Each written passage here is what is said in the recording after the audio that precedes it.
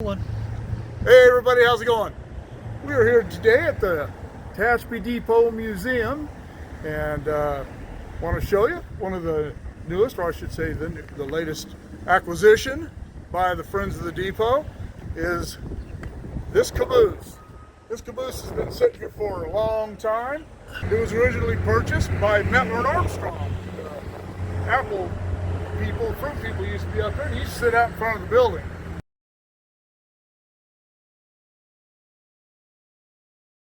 I don't recall when they moved it alongside the building, doesn't really matter, but it's been sitting here for a long time.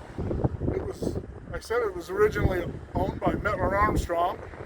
That family sold it to a person named Shirley Fuller, and she sold it to a man named Hans Call. Hans owns a train shop, a model train shop here in town. He owns one, I understand, in Ventura as well, called Gold Coast Trains. And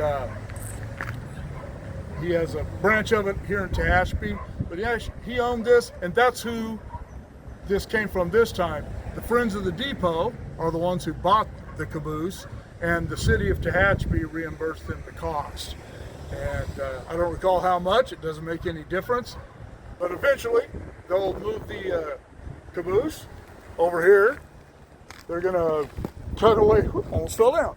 They're gonna cut away part of the deck on the track side and on this end, and the caboose will sit parallel to the tracks and eventually be restored. Don't know how long that's going to take. We don't even know when it's going to be moved, but it won't be too awful long. And as we go along, I will follow the progress of when it gets moved, the restoration progress until its completion, whenever that might be. But anyway, I just wanted to get this going and let everybody know what's going on with the caboose in Tehachapi.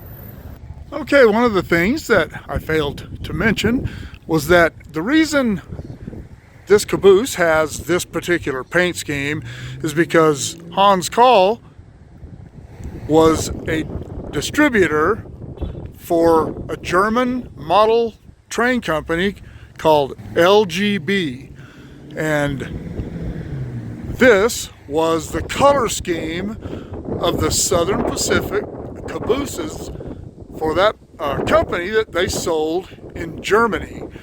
And the 2009, I don't know where that number came from. Maybe that's the year that they painted this, I don't recall. But there used to be toolboxes on the bottom of this, storage boxes that they would keep various things in, whatever they needed. They had chains that they would use they would wrap chains around the rail to tie these down at sometimes, and hammers, chisels, whatever. I don't know. I never got into a toolbox on a caboose, and I don't even believe the later ones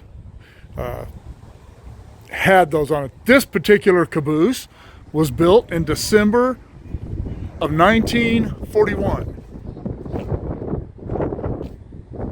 and I am waiting to get the exact details. I know that at one time it was numbered number 1034, but I don't think that was its original number. We'll get that as we go along. We have plenty of time. But anyway, that is why this paint scheme is the way it is, because I certainly never saw an SP caboose with this paint scheme in America.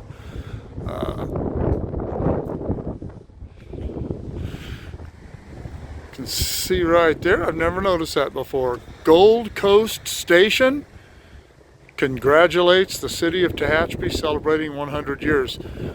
Maybe his train thing was called Gold Coast Station. I'll have to drive by there and see. We'll get that straightened out. That's easy enough to do. But anyway,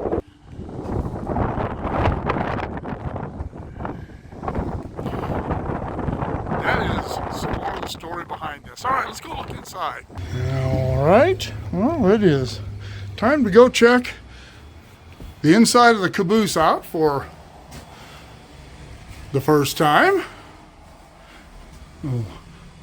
Storage lockers. There's a crew that have hung up their stuff, I suppose, their coats and whatever they were going to need. And Looks like a little, I don't know, looks like a little sink or something of some sort there. Would have been a place where someone could have sat and looked out the back window, looking across the street, Santa Fe Motel. But this doesn't look too bad. The way I heard some of these people talk about this, it sounded like it was falling apart. But this caboose was upgraded over the years. I said they took off the toolboxes from underneath it. Originally, it had those. They could have used those. The conductor and the rear brakeman could have used those, and the conductor and the rear brakeman would have been the crew on the caboose, and they would have used those tools to do various things with. And this one is also, it's got one of the bunks left in it, but in older cabooses, there would have been actually a bunk bed in here. The caboose stove would have sat right there.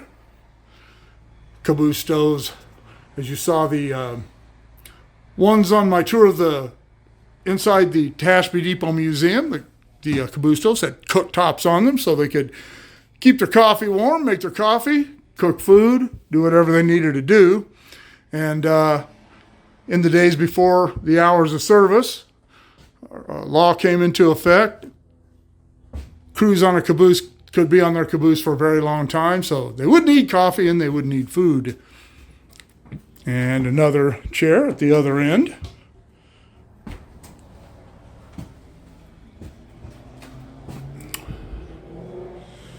And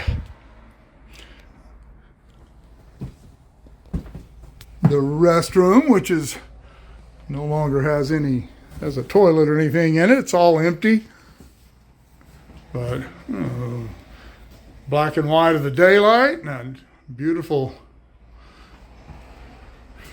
black and white of a cab forward.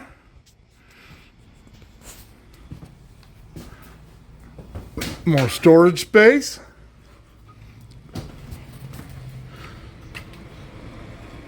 More storage. Looks like there may have been perhaps I don't know, there might have been a phone or something there. And the seats up in the cupola. Yeah, the roof is in pretty bad shape. We're up in the cupola now. Looking out at the signal garden there and the Depot Museum. The trains were originally trains were braked from the caboose. They would brake the train from the rear, and this is what the rear brakeman's job was, and the conductor was the boss of the train. But you can see the air valves. There would have been gauges in here to tell them of brake pressures and whatnot. But that was the job of the crew of the caboose, was to brake the train. And now when you see that little box on the end of the train with the flashing light, that is what took the place of the caboose. They phased cabooses out, at least in my corner of the world, in the mid-'80s. I don't remember seeing them other than on the work trains. I don't remember seeing them in use much after 85, 86, somewhere in that era. They still use them as buffer cars, but I know that on the Union Pacific, for sure, crews are not allowed to enter them. They can only be used for buffer cars. All right. Okay. All right, well, we will follow the project of the caboose as it moves along. I don't know what the time frame will be.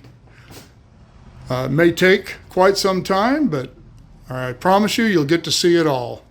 Okay, we've moved up onto the deck of the depot here.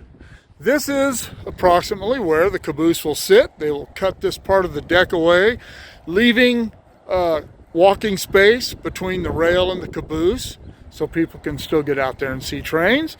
But the caboose will be parallel to the tracks here. This will all be removed, and the caboose will go out to about where the bricks are there. And there are going to be some other changes. They want to build some more storage and workspace in that empty spot on the other side of the playground. They're working with the city and the railroad to try to get that straightened out. And they'll remodel the playground, but they will keep it. So, all right. I was also told that when the caboose is put in here, the deck of the caboose will be approximately 9 inches above the deck of the loading dock deck, so people won't have to climb up in and out of it, and it will eventually be open for people to see. They have some different ideas about the restoration of it, which I talked a little bit about a while ago, and I will talk about as we go along. All right, we'll tie up this video. Remember to keep shooting me the ideas. Drop in the comments below. Shoot me an email at motorport59@gmail.com. Like, share, subscribe. Click on the bell if you want to be notified of future content. And we'll see you all later.